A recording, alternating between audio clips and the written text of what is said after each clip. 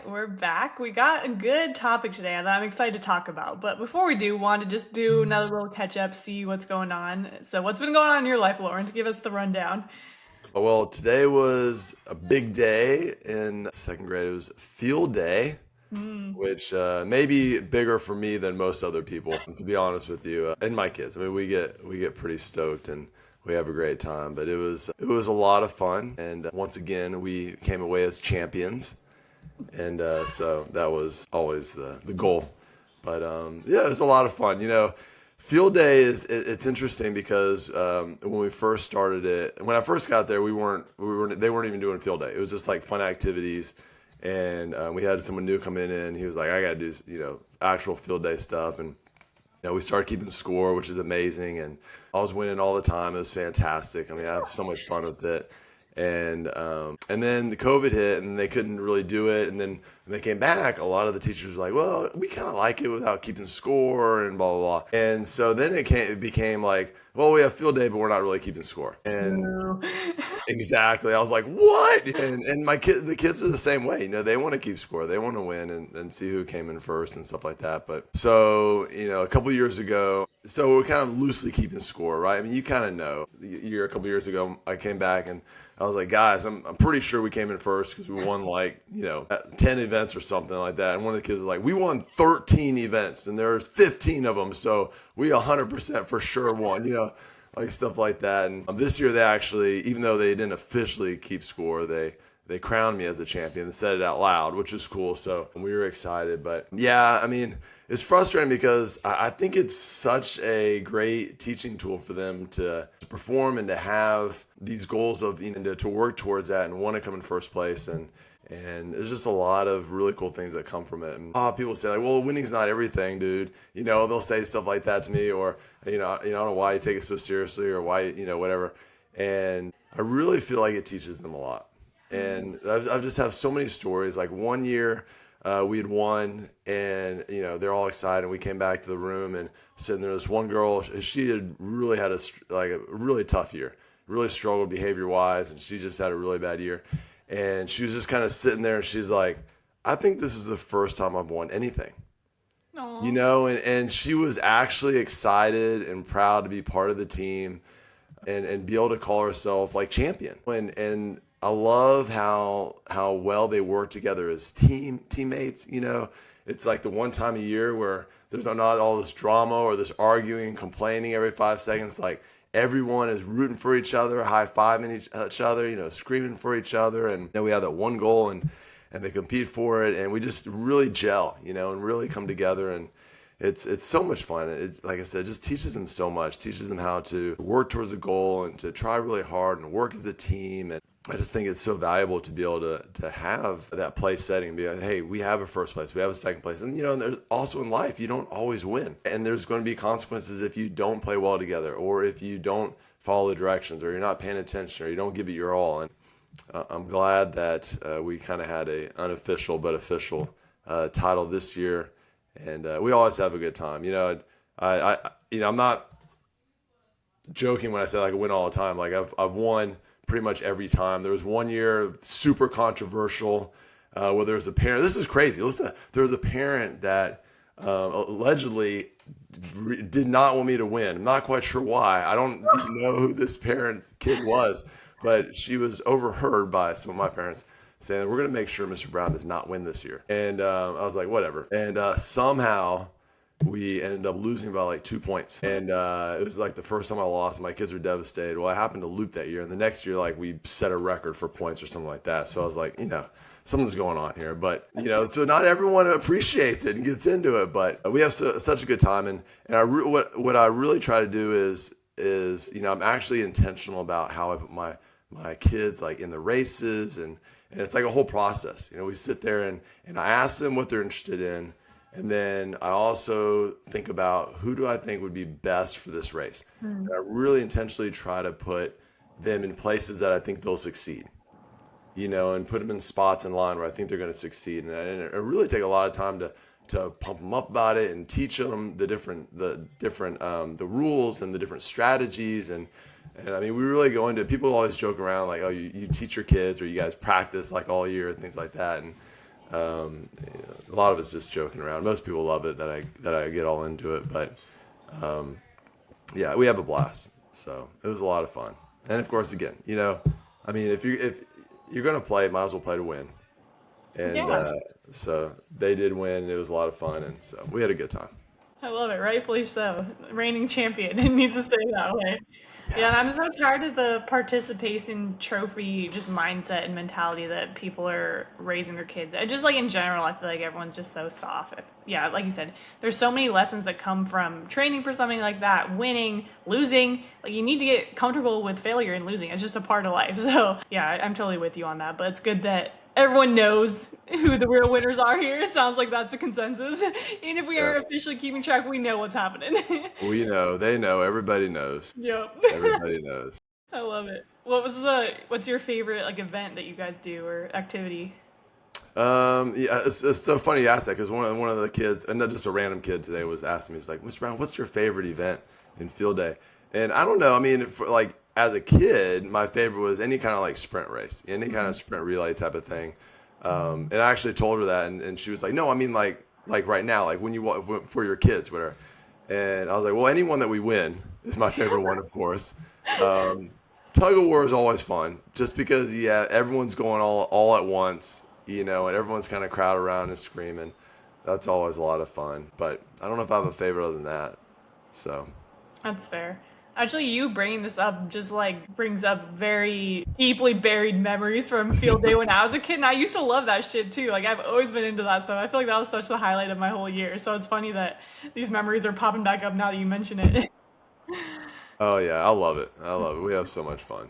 So my voice is kind of out there. So if you hear my voice cracking or something like that, it's because I scream a lot, and like they joke around because like I'm on the ground, like screaming at them when they're doing tug of war, and I'm running up and down with the kids as they're participating in each event, and I am yelling, but it's all instruction, like I'm not like shaming anybody or getting mad or Oh somebody, yeah. I'm pumping them up or I'm encouraging them or directing them, and I mean I think that helps also. They're just able to really focus on what they're supposed to be doing. So, but yeah, I go all out. I go into it, and we have a lot of fun.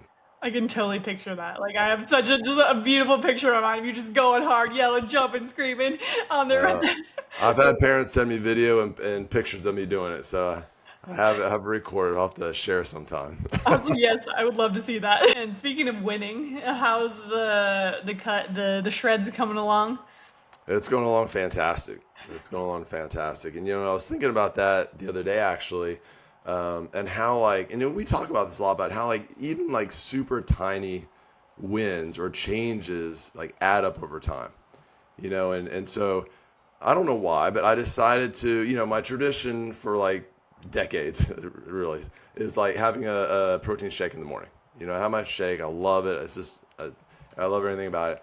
And for whatever reason, I decided I wanted to have like a spoonful of peanut butter before I had my shake. I think I was just wanting to add a little more fat to it because there really isn't any fat in my protein shake. And so a few weeks ago, I was like, hey, I'm going to take this out and just see how I feel, see if it changes anything the way I feel. And then it'll adjust, my day by like, what, like 100 calories. I wasn't taking it. It was just a small spoonful. It was like 100 calories. It wasn't a whole lot. And no, it didn't affect me at all. It didn't change anything. I didn't change the taste of my shake. It didn't change the way I felt the rest of the morning or anything like that. And I was like, well, I'm just going to keep it out. And then, it was just like I said, saved about 100 calories. I could either use it at the end of the day or not, or whatever. And I started thinking about it. I was like, that's so small. A lot of people are like, well, it's only like 100 calories, but if I do that every day, that's 700 calories. You get to, 5 weeks and you're at 3,500 calories, and it just, you just do that consistently over time, and it's going to be slow, if that's the only thing you take off, but that's okay. That's what we want, slow and sustainable. And I was thinking, if someone just makes tiny changes like that throughout their day, maybe they take a little bit less peanut butter in, or maybe a little bit less nuts, or maybe they don't add as much oil, or whatever it may be. Maybe they eat a few less chips, whatever it may be in their day. It doesn't seem like a lot, but it all adds up. And so all those little tiny changes, you can equate it to all those little tiny wins that we talk about. They all add up, and if you're consistent with it, then you've got a lot of wins that become big wins. Yeah, I feel like that paints such a good picture. And it's like, it's not even just, I feel like we can make so many of those small changes that you don't even notice at all, like multiple times throughout the day. Not even just like one a day, like for the whole week. I mean, that's a great start and it just really highlights the small changes. But there's so many of those small little tweaks that you can make to where you don't notice it, but it'll make such a big impact on the types of food you're eating, the quantities you're eating, and your progress that you're seeing. Like even just that comes to mind, like swapping like PB2 for a regular peanut butter, or having a little less serving of rice and upping the serving of veggies. All these little changes, or just like oil spray versus like regular oil. Just so many of those little tweaks that can add up over time. So it's such a good point and highlights like you don't need to sacrifice like the taste or the quality or the quantity of stuff. It's just small little swaps that make the difference there. Yeah, and I think you really have to be intentional about that, right? You have to actually plan that out and think about your day. And then that's one thing we do with our clients, as we're looking through their daily food intake, and we point out little things like that. Hey, we need to add a little bit of this here, or we need to take away a little bit of this here, or whatever. And we're just making small tweaks that really make huge differences, and you can even use this outside of let's say you park far away in the parking lot, and you're like, well, it's only gonna be like an extra 100 steps. Extra 100 steps, that all adds up, over time. You do that every day, it just adds up. And so there's those tiny things, that we often think, oh, they're not big enough, or they're not, going to do anything for us, or whatever. It's not going to help me out in the long run. It does, they all add up to like really big changes. And it's literally all it takes to start is just those super small that they don't even feel significant, but they are. I feel like that's such a good thing that people need to hear is like that's really all it takes to start seeing changes and start taking action on your health journey. And it's a lot less overwhelming as Mm-hmm. well. If you're brand new to this journey, like, I don't even know what to do. Like, I don't even know what to do for an hour in the gym. Well, you shouldn't be going to the gym for an hour. How about go for 5 minutes? How about Mm-hmm. just to decide I'm going to do squats today, and go in there and learn how to do the squat and be done. And that's a huge win. And you just get comfortable in the gym, you build that up. And so, yeah, I think that's a way to go right there. A lot of tiny changes, a lot of tiny wins. They all add up. Mm-hmm. Speaking of protein shakes, my creamy broke again. Oh, I know you love your creamy. I have been unwell. So are you having withdrawals from the lack of creamy? Yes, actually. Yeah, but so I don't know if I mentioned the first time, but the first time my creamy caught on fire, which is Oh, no, you did concerning. not mention that. No, I didn't hear about that. Yeah, that's not good. Like it could have been bad. Like luckily, like I stopped it and like it didn't like explode or like set my apartment on fire or anything. But like that could have been bad. But I bought a new one, and then this one broke again, and so I got another one. But it was under warranty this time, so we're good. Good, good. When will I learn? We don't know. Was this user error that this thing caught on fire, or like what are you blending up in this creamy thing? No, I really think it's just like it's clearly an issue and like they had their customer service like I feel like it's just a reoccurring thing because they have the system on lock like they sent me a new one they had the video call and they're like show me what's going on they're like oh yep you're fucked like here's a new one like I feel like it's just like the machine is not very good quality as far as that so anyone that does get one just get the warranty on it and you'll be good. But yeah so I just thought that was funny. That is pretty hilarious. So you bought a new one. You have one ordered coming in, Yeah, or you got it on warranty, I guess, whatever. But it's coming in. yeah. When do you have it scheduled? Like pretty soon? I don't know. Like they did it a couple weeks ago, but then they didn't send it through, so I just got the notification that got shipped today, so it's been a while. All right. So that's gonna be a good day, right? Yeah. And then outside of that, I know people have been asking about my Aura Ring too, and they want the update on that, at least I think. But I have been loving it. I love having the data. Just especially the sleep data, and even it's been tracking my stress too, which is funny. I think some of the days it's like your stress is higher than usual. I'm like, I know. But yeah, I feel like the sleep is one that I'm surprised on. 'Cause my sleep has actually been better than I thought it would, even just like from the day I got it. So at least it's kind of reaffirming in that sense that I've been doing pretty decent on sleep, but it definitely makes me more aware of just I'm like I know exactly like how fast I can fall asleep so that way I know how long I need to be in bed to get the amount of sleep I need. So like that's something that's new that I'm like actively conscious about now and very intentional about to make sure that I get my full 7.5 hours of sleep because I know I need to be in bed for a certain amount of time. And then I can see the little changes. Like when I eat later at night, I know my resting heart rate goes up a little bit. So I'm like, all right, I know like that. I just can draw those parallels basically on how my body's responding to stuff. So it's been super cool. But overall, I'm really enjoying the sleep data. Like steps, it's cool to not have to have my phone everywhere with me to track steps and just, all the different things integrating together. So I've been really enjoying it. Yeah, that's pretty interesting. So you feel like it's not just data; it's that data that you're able to actually use and change your sleep habits.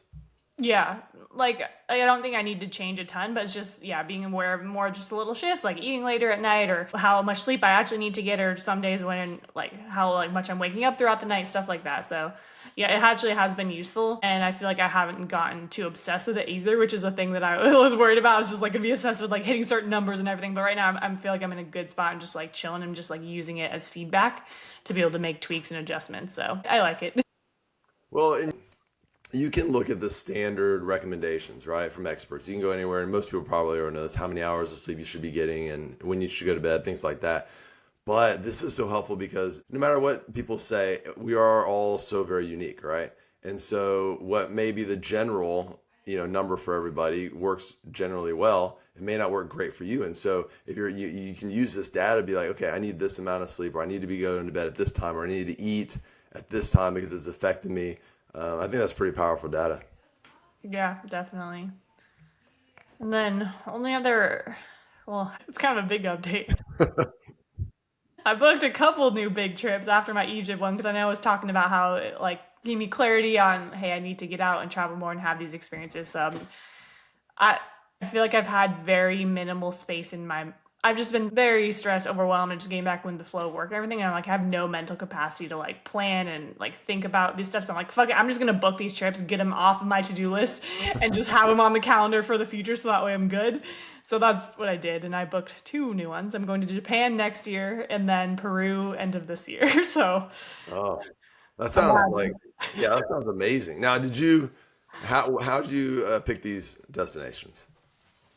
Mostly just random. Like Peru is completely random again, like I did with Egypt. I literally was just looking. I wanted something, I didn't want to go like super far across the country. I want something that's a little bit closer and not like a huge commitment of a trip, I guess. So I was just like looking at well, what's going to be good at like at that time of year when the weather's nice and just like what looked appealing. And I literally just like randomly picked one. It was between like that and Portugal, and I'm like, I don't know, I just don't want to think about it, so I just booked one and then like got it on the calendar. So that's Peru, and then Japan. Like I've always wanted to go to Japan, and one of my friends said that he wanted to go, and so I'm like, oh, all right. Like, are you down? He's like, yeah, I'm down. So we just booked it. So I'm like, all right, cool. That was easy. Yeah, that's way easy. There you go. Yeah, Yeah. I haven't heard much about Peru, but I've heard amazing things about Japan. Dude, for real. Literally, everyone's just raving about it. Nothing but amazing things. Everyone's like, you're gonna love it. It's gonna be amazing. So the hype has been building for real on that one. It's gonna be pretty insane. So as of this second, if you had to tell people which one you're a little more excited about, probably Japan. Yeah.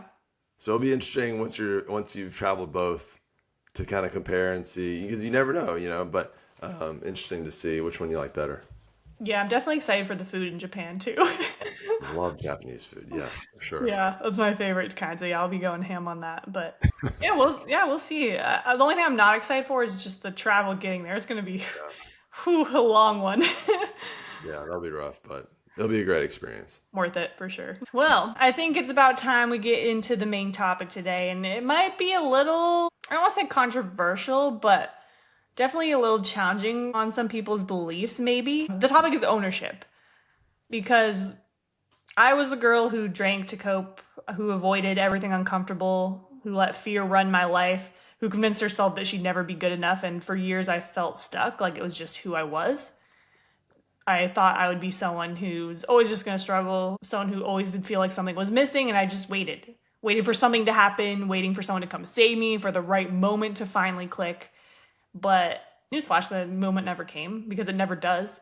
Nothing changes when you wait, not your mindset, not your habits, not your life. The biggest realization hit me one day when I was on my own that no one's going to save me. There's no one to hold my hand, show me the way, give me the magic formula. I realized the only person who was going to change my life was me.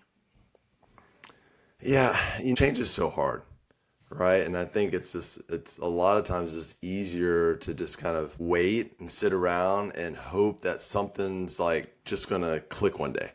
Or something's just gonna pop up magically, be like, here, this is what you need to do. And so, if we just wait long enough, we often think that if we just like wait long enough that motivation will magically appear or something big's gonna happen or life will just, somehow sort itself out.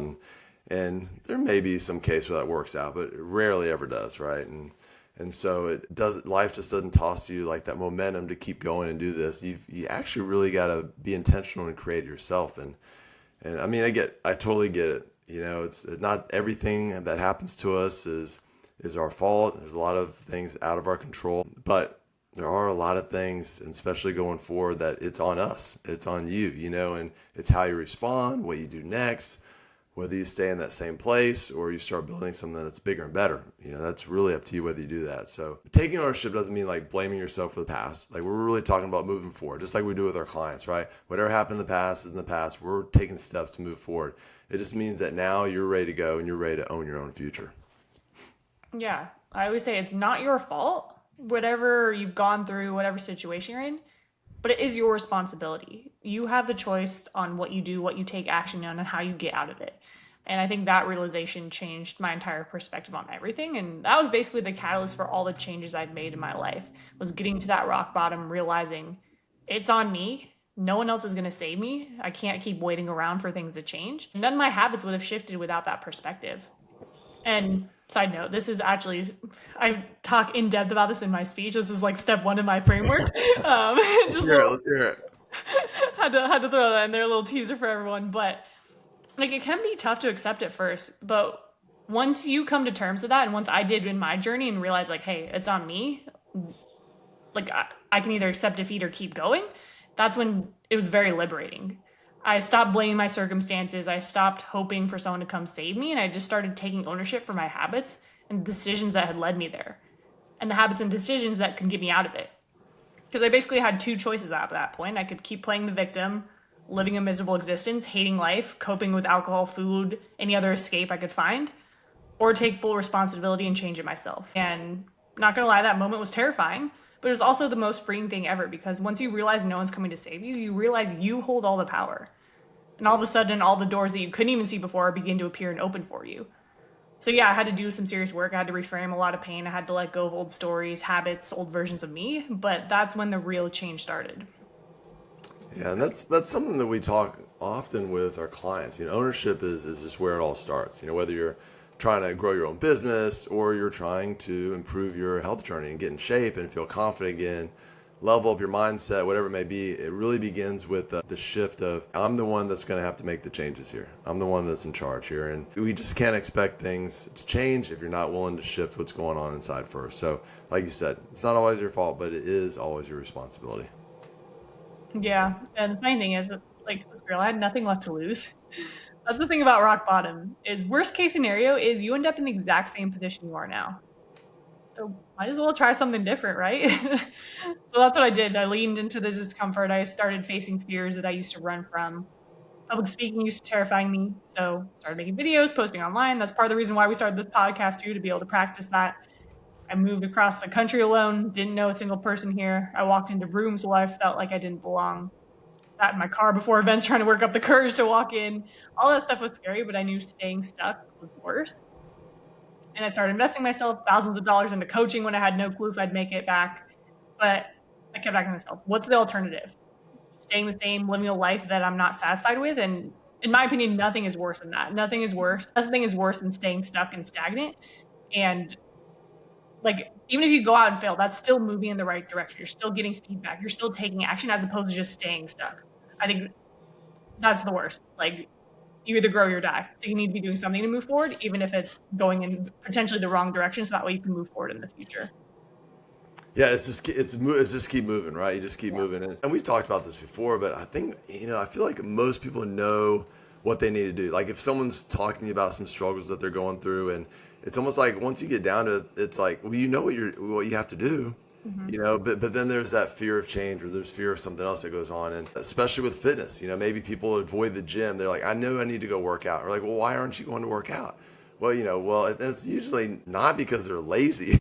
It's usually because they're afraid they're going to look dumb in the gym, or they're going to look like they don't know what they're doing, or there's just some kind of insecurity or fear that they're dealing with, right? And it's, most people aren't stuck because they can't change. It's just they're afraid of what happens if they do, or the process to the journey to get through to that other side. So, like you said, if you never try, you never fail. But as hard or uncomfortable as someone's current situation might be, at least it's familiar, and people get like, oh, well, I mean, I'm used to this, right? And it is weird. I mean, I think we've all probably experienced it, but there is like a weird kind of safety in a struggle when it's the struggle, we get really wrapped up in just, I don't know if wrapped up, we just get real comfortable in our routines.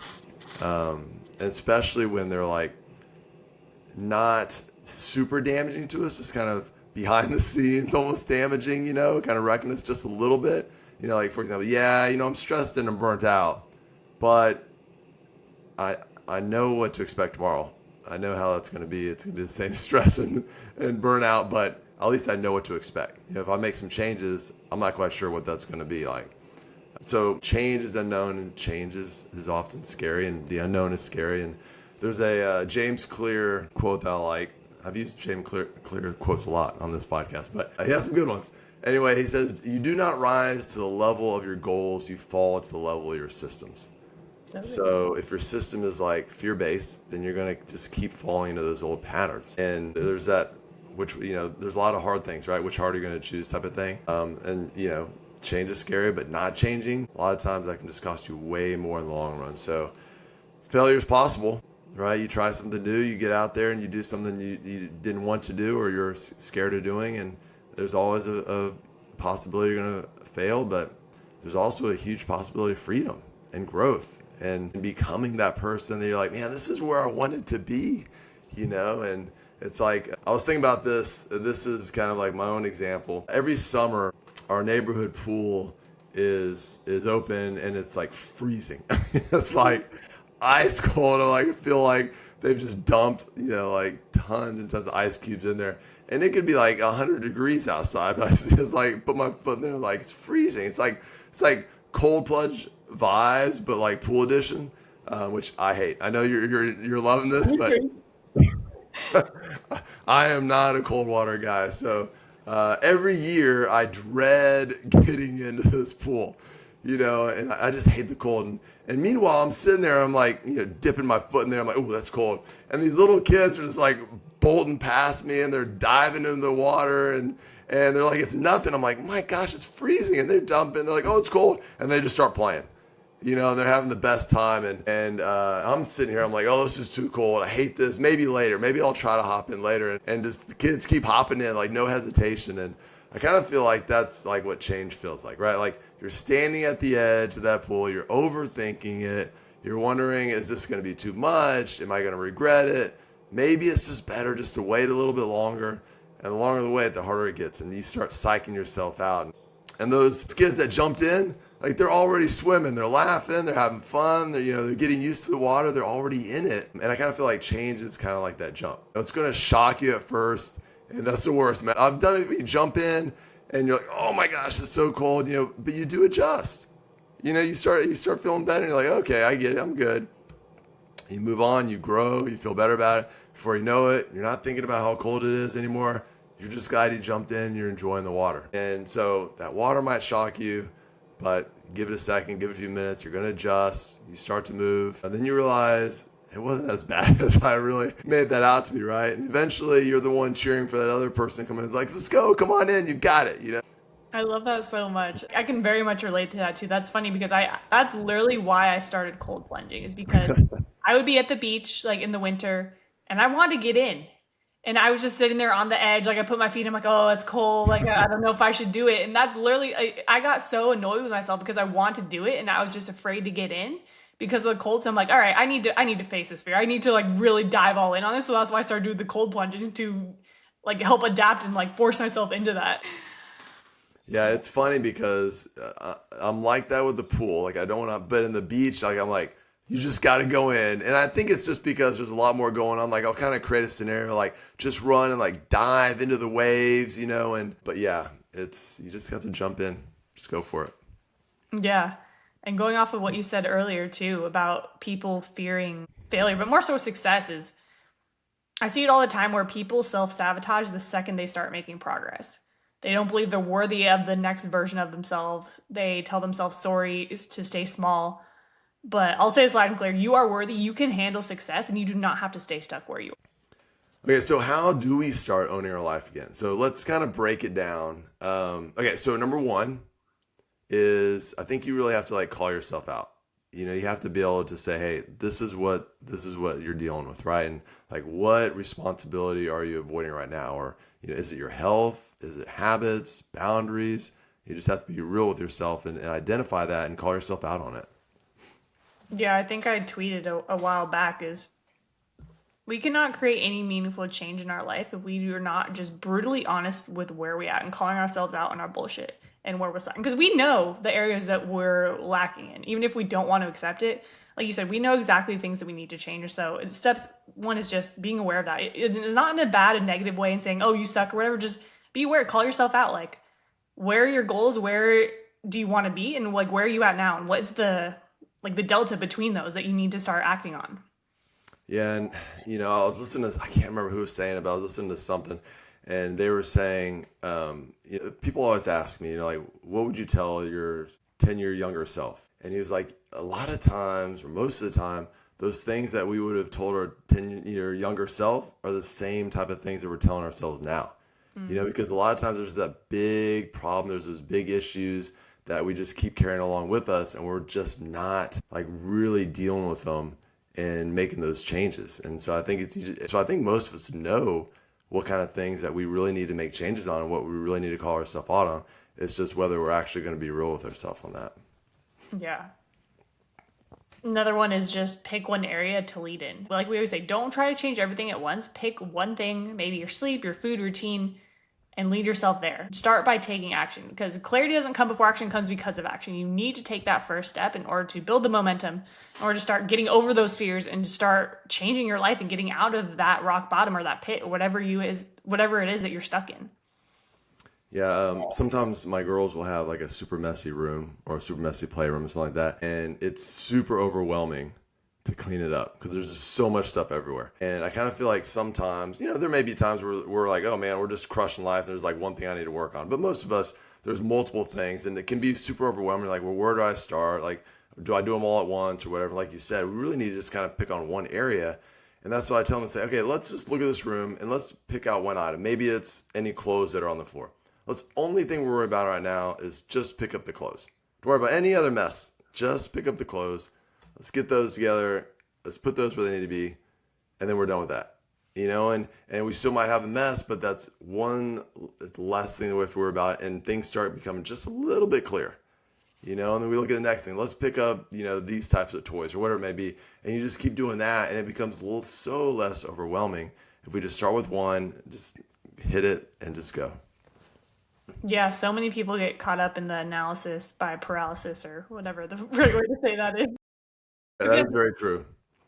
Because a lot of times when you're in that rough place and you know you need to change, like everything is out of whack. A lot of things are a mess and that's okay. But if you try to focus on all the things and it feels so overwhelming and feels like you can't handle it and like you're not cut out for it just because it's all weighing on you. But literally just pick one. That's all it takes. Like you said, pick one area, just simple changes. Even like you said with the peanut butter earlier, one little thing. That's all it takes to start.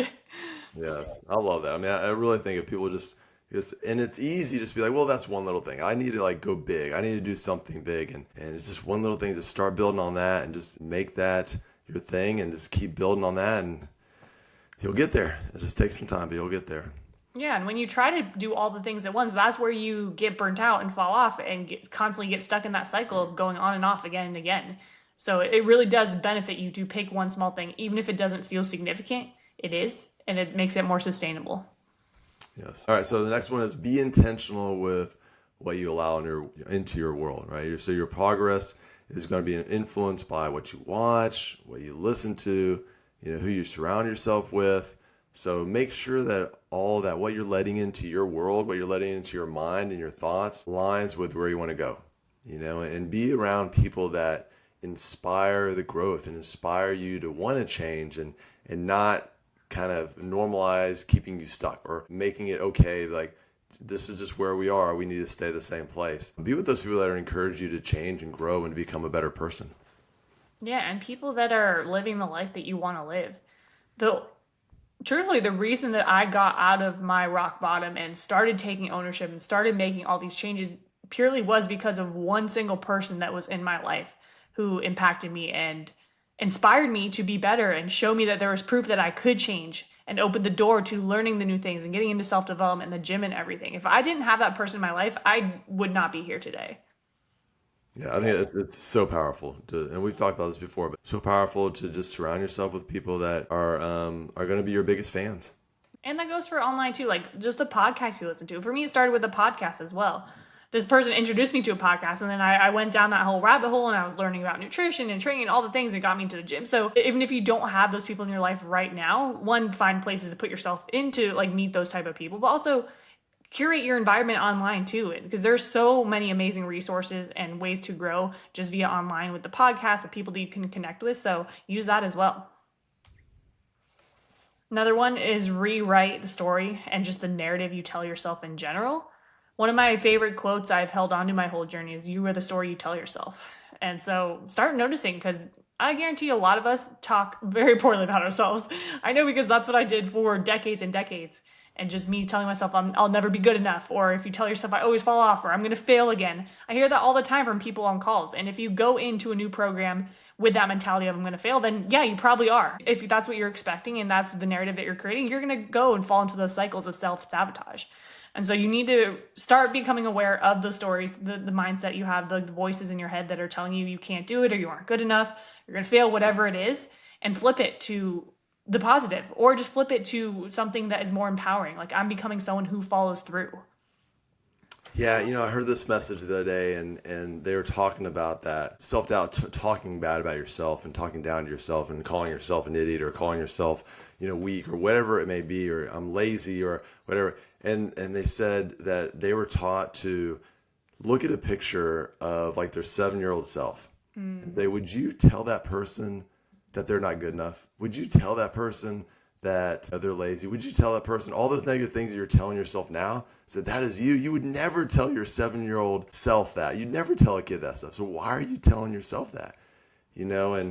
And it is. You've got to have positive self-growth. You got to have good positive self-messages. You got to speak to yourself just like you would, your best friend. Like, who would you pump up? How would you speak to them? And you got to talk to yourself like that as well. Yeah, and it may not happen immediately too. I know for me, this came in phases of one is just becoming aware, because a lot of times we aren't even conscious of these stories and these narratives that we're telling ourselves, and just us beating ourselves down. So one is becoming aware of that, but then also just step one is just stopping it. Like, simply catch yourself in the act and just stop. If rewriting it and flipping it to the positive feels like too much, just cut it, stop it in its tracks, start there, get consistent with that, and then you can start flipping the narrative, or like something like that. Like, I'm becoming the person who follows through, and then like flipping it to the positive. Like, you can stack on it over time too if it feels too overwhelming, or like you don't believe yourself when you're doing it. So it can go in phases too. We don't expect this to happen overnight, especially if these narratives you've been telling yourself are just like hardwired into your brain over years and years and decades and decades. It will take time, and it's something I don't think ever fully goes away, but you can become very conscious and aware and always catch yourself and always reframe it. Yeah, and this ties in greatly with our next one, because I think sometimes, like you said, it might be very difficult to just change that or do that all of a sudden. But the next one is stack small wins, and stack them, but also celebrate them. I think it's a big key too. So even if you're like, I'm not good at telling myself I'm amazing or everything like that, because I fail so much, or I'm so down on myself because of all these things that I've done. Maybe we don't tell ourselves how awesome we are, but maybe we just celebrate those wins. Like, hey, I did go to the gym today. That was pretty sweet. I did have a really good meal today. It was super healthy. I really enjoyed it. I did get some good night's sleep. Just little things. We got to stack those wins and then celebrate, and do the things that just build trust with yourself. You hit your protein goal. You go for a walk today. You showed up for your workout. That's how you build that confidence that you need to be able to be super successful. Yeah, I aggressively agree. Keeping the promises to yourself. That's another part of my speech, actually. Because, like, it is so important. It's such a key to how I built my confidence and how I built my self-worth after decades and decades of thinking that I will never be good enough. It's keeping the promises to yourself. If you say you're going to do something, follow through. And that's why it is so important to start with those small things, because that way you can actually follow through and actually keep those promises. And then you're slowly building that self-worth and confidence back in. The same goes for the opposite. Like, the more you say you're going to do something and don't follow through, say, oh, like, today's going to be the day I'm going to start the diet, whatever it is, like, you're just degrading your self-worth and confidence, and it makes it hard and hard to get out of that cycle. Also thinks it helps other people around you too if you're sharing your little wins and make such a big deal about it. You say you're talking to a friend, you're like, oh, I'm so excited, I've on a walk like 3 days in a row. And you never know if that friend's been wanting to do something similar, and just you talking about it, it's like, oh, you know what, I've been wanting to start going on walks. Like, how often do you do it? When do you do it? Where do you go? And who knows, maybe you start walking together, or maybe you get them encouraged and motivated to do it. And so all of a sudden, we've built this huge community of people that are pumping each other up and sharing things. And everyone's getting encouraged and motivated, and that'd be pretty awesome. But yeah, just celebrate those tiny wins, celebrate the big wins, celebrate every kind of win, and share it with people around you. Absolutely. And I'll add this too. Ownership is a daily decision. You don't just wake up one day and become a new person. You choose that version of yourself in every small moment, in each of those small wins, in each of those actions. Because you are the person you've been waiting for. You just have to start acting like it. Every situation, you have the power to reframe and find the things you can control. I work on this a lot with my clients too, especially one in particular, but a lot of things in his personal life will come up and then he will spiral, whether it's like work stuff and just like the politics at work or stuff in his personal life. And I have to check him. Like he goes down these rabbit holes. I'm like, dude, okay, that's cool. Like that all happened. It sucks. Yes, that's very shitty. But what can you control? Because you going down the rabbit hole and focusing on all the things that are going wrong and woe is you and how you're the victim is not helping. So, what can you control and what can't you control? The stuff that you can't control, yes, it sucks, but we need to release that and we need to focus on things we can do because there is a ton of action items that we can take to overcome this struggle and this hurdle that's been thrown at you. Yeah, you're right. I mean, of course, we want to recognize. We want to just like let everything hit us and be like, oh, well, everything's dandy and amazing. It's going up, but deal with it. Absorb it, and then be like, all right, what can I do from here? What can I control? What can I do to keep moving forward? Yeah, I always have to check myself on that. Every time, like, there's fires every single week that I'm putting out, business wise, personal life wise. Like, it's just life. Like, there's always crazy shit that comes up. As well And as literal fires with the creamy, right? yes, that too. But yeah, I always have to sit, like, yeah, sometimes it takes me a little bit. I sit in it for a little bit. I'm upset, sad, whatever. And then I'm like, all right, enough is enough. I've sat in it. I've felt the emotions. What am I going to do to get out of it? Because there's always a way out. There's always good in each situation too. And I'm always also finding the good in it and reframing it. Like, how is this serving me? How can I use this to grow and develop? What is this lesson that I'm getting out of this? And so then I come up with a game plan, I find the lesson, and I go take action and get out of it. That's just the way of life. One thing that I love to hear, I've heard it every now and then, usually someone makes a post and it's great, but you've probably heard this before. If you pray to God for patience, for example, he's not just going to give you patience. He's going to put you through a situation that helps you to develop patience. Mm. And so just like what you were saying, like in terms of, okay, like what good can come from this? Sometimes we go through these situations or things that we're dealing with and we're like, man, this sucks. I hate this. I don't want to go through this. But then on the other side of it, like, man, I learned so much from that. And I wouldn't have gotten to where I am. I wouldn't have grown the way I have without going through that situation. As much as it sucked, it really helped me to develop to be the person that I am, or to grow the way I wanted to grow. Yeah, I feel like it's easy in hindsight looking back at that stuff and all the hardships. Or like, oh yeah, like that was good. It happened for me. I learned this thing or I got this lesson out of it. At least that's how I feel, especially looking back on all the shit I've been through in my life. But I feel like the real key is being able to catch that stuff in the moment and actually find that good in the moment instead of sitting in it and feeling like the victim. Because again, it's always there and it may be a lot harder to find and look for when you're deep in it and you're just feeling all the feelings and everything feels it's weighing on you. But I promise you there's good in it. You can still reframe it in that moment. So I think training yourself to get in the habit of doing so is super powerful. Yeah. All right. Well, if this episode just hit that sweet spot, right, and you're just ready to stop waiting, start building, join us inside our private school community. You'll get access to trainings and challenges, tons of support, real people doing the work, and it's 100% free. We'll put the link in the show notes for you. Yep. And if there's someone in your life who needs to hear this, send it to them. Sometimes one conversation, one message, one shift in the mindset is all it takes. So we appreciate you guys being here and we will catch you next week.